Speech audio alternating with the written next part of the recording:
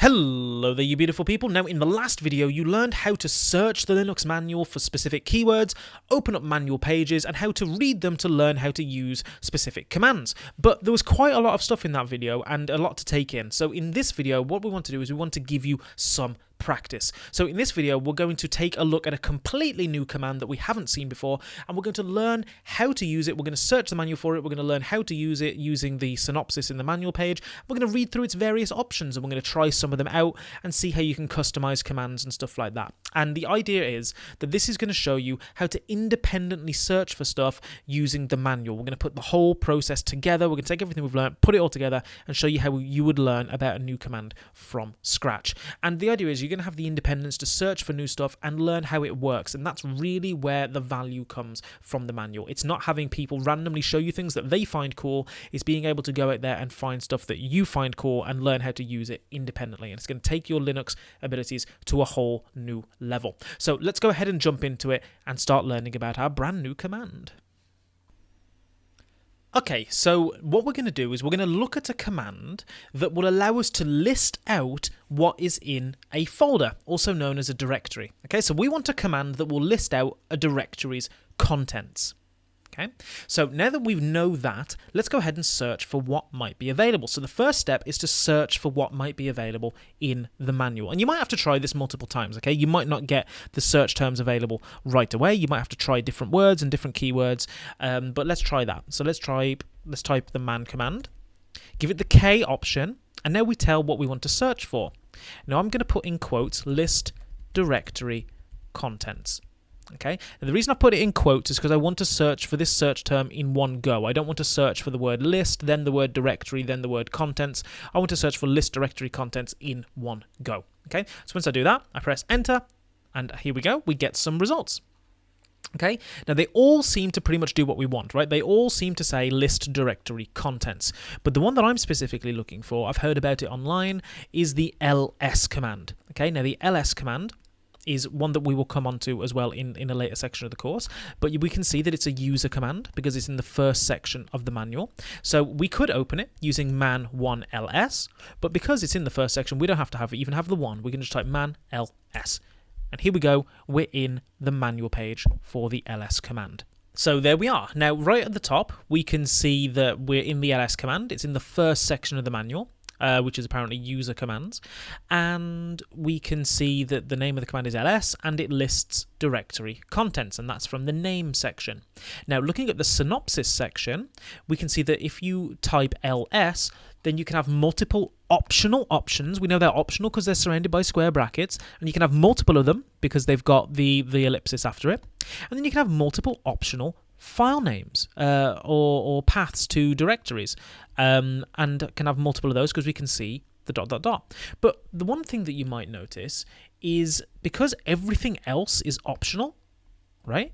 The only thing you actually need to enter is the ls command itself, and it will work. So let's try that. Okay, let's try and see that. We don't even have to give the command any input. So if we press lowercase q to quit, we're back in our terminal. Now, as I said, the only thing we need to do is enter the ls command itself. So if I just type ls and press enter,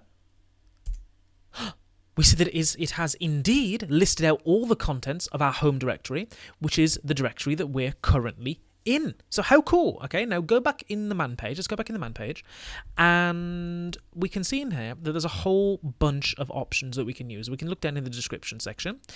It says here that list information about the files, which is the current working directory by default, sorts entries alphabetically if none of these options or the sort option is specified, and mandatory arguments to long options are mandatory for short options as well. Okay, so that's fair enough.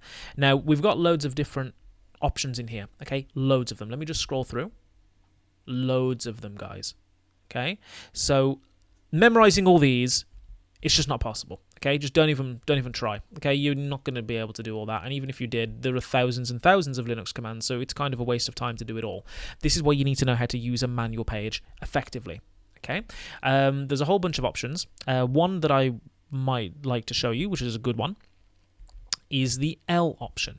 Okay, now of course you can browse through these and have a look at what they do, but you've got the L option here, which stands for long listing format. Okay, so let's try that. Sounds pretty cool. Let's see what that means.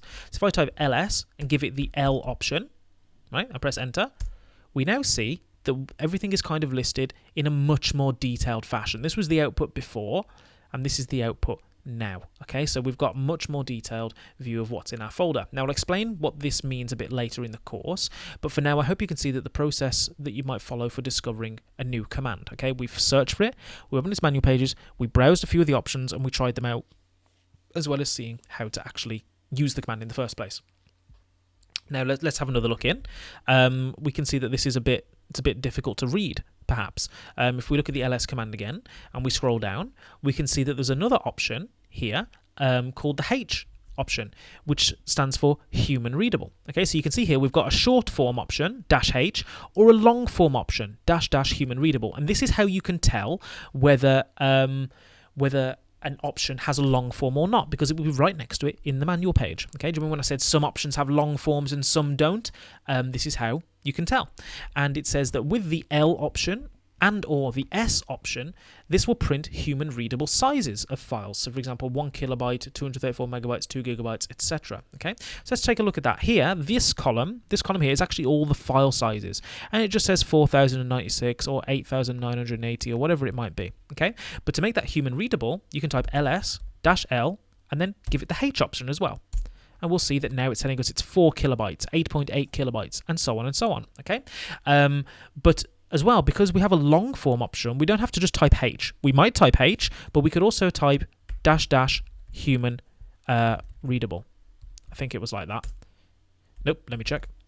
If I type ls, it's -- human readable. I apologize. Human - readable. Okay, and there we go. Now we've got exactly the same output that we had before. You see, so you can see here the way we've used a long form option, which means now it's a bit easier to read what H, what that means than it is to just see what H means. Okay, but it kind of makes the command a bit more difficult to type. So there's a bit of a trade-off there, but you get the same output. Okay, so you can see just how useful reading the man pages actually is. Now if we just go back into the ls command, okay, let me clear the screen, go back into the ls command and scroll all the way down, you will see a section.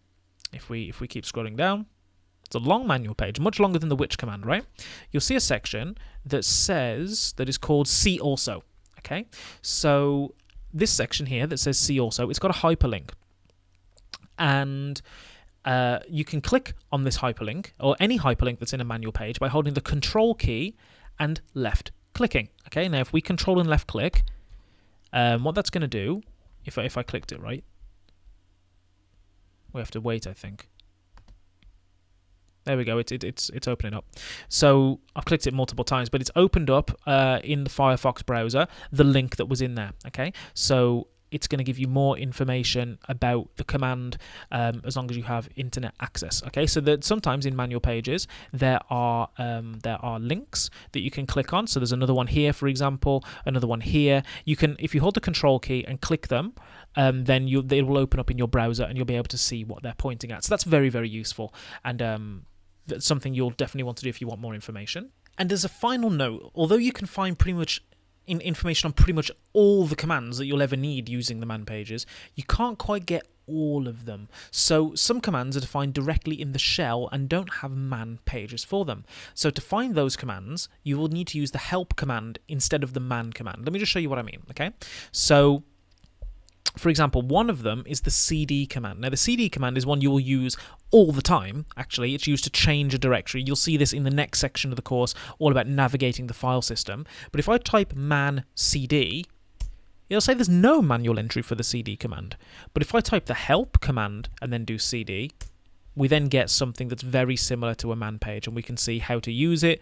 Up here, we get a description, we get the options, and so on. It's okay, so it works pretty much just the same as a manual page. It's just you have to use help instead. Now, to find the commands that need the help command to be used, if you just type help and press enter, you get a big list, and every single one of these in here is needs the help command to see it. So for example, here's cd. Okay, for example, if we do pwd over here, if we do man pwd, there actually is a man page for it. But if for one of those commands it didn't come up with a man page, you would just type help pwd, and it will give you basically the same, like a very similar kind of output. Okay, so if man doesn't work and you know the command is correct, use the help command instead. And there's a lot of other things in here, like for example doing while loops in the shell, for loops, and other things like that. Okay, so it's quite an advanced thing, more about the shell rather than about the programs that are installed on your computer. Okay, so that's just something to bear in mind. Now, another thing that has actually come to my mind, when we're in the ls command here, notice this works for pretty much all commands. Notice when we've got a long form, so for example almost all, or block size, or ignore backups. When you have a long form command like this, they tend to break up the words with a dash. Okay, so ignore dash backups, block dash size, almost dash all, or down here, full dash time, group dash directories, no dash group, human dash readable. Okay, so when you're making a long form option, if I wanted the human readable one, instead of going human readable like the mistake I made before, because human is one word and readable is another word, it's going to be human dash readable, and that gives us the output. Okay, so that's just something to bear in mind with regards to spelling and things like that. But the main thing to remember when you're reading these manual pages is each Linux command is designed to do one thing and do it extremely well. That's why you've got the ls command with so many different options.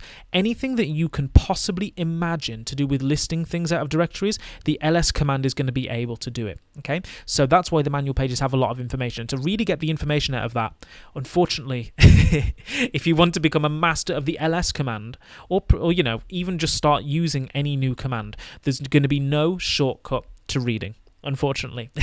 I wish there was. You can skim read, and sometimes they give you quick intros and quick starts to commands and things like that in the manual pages. But for all these options, if you want to learn it, you're going to have to read it. Okay, so there's no other way around that. So that's how you will go through and you'll learn about a new command. So let's do it really quick, in quick succession. We wanted to learn about a command that shows you how to list directory contents. So we used man with the K option, list directory contents. It came up with some possible page names, the sections they were in, and the explanations. The ls command core RI, we noticed it was in the first section, so we just typed man ls. It gave us the manual page. We saw that, yes, it lists directory contents, we see a quick description, and we saw how to use it. You have to type the ls command. The options are optional, you can have multiple of those, and the files are optional, and you can have multiple of those. So we saw that actually you can just type the ls command and you get some output. But there were plenty of other options. There's loads of things in here. One thing that we liked was the idea that you could have a long form option. Okay, so the long form option, we found it, where is it? It's down here. We found it under L, use a long listing format. So we had a look at that. We do ls-l, and we got that. We also saw that you can have long form options as well. Okay, one other thing is that you can see here there's a lowercase a, which gives you one option, and an uppercase a, which gives you another option. And here you are, you've got a lowercase b gives you one option, and an uppercase b gives you another option. That's very common. So you need to make sure that when you are spelling things in Linux, you get the case correct. So for example, ls-l will give us that, but if I do ls-capital L, it didn't even do anything. Okay, but so you need to make sure that you get that stuff right. And just for curiosity, what does the capital L? See if there is a capital L option. Dereference. When showing file information for a symbolic link, show information for the file in the link. Show information for the file the link references rather than for the link itself. So there you go.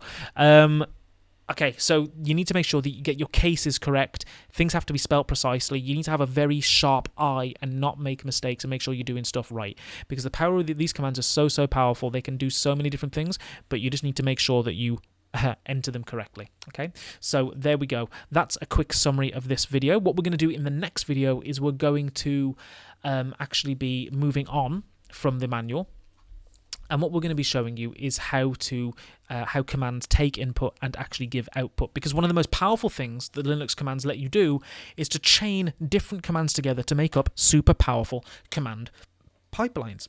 Now, because each command is amazing at what it does, when you can chain them together, each of these separate commands that is amazing at what it does, but chain them together, you can create some incredibly powerful functionality with very little effort. Okay, so I'm going to show you how to do that, but first we need to take a little bit of a look into how commands take input and give output, so you can actually start building together these command pipelines. You need to understand how they take input and give output. So for all that good stuff, I'm going to see you in the next video.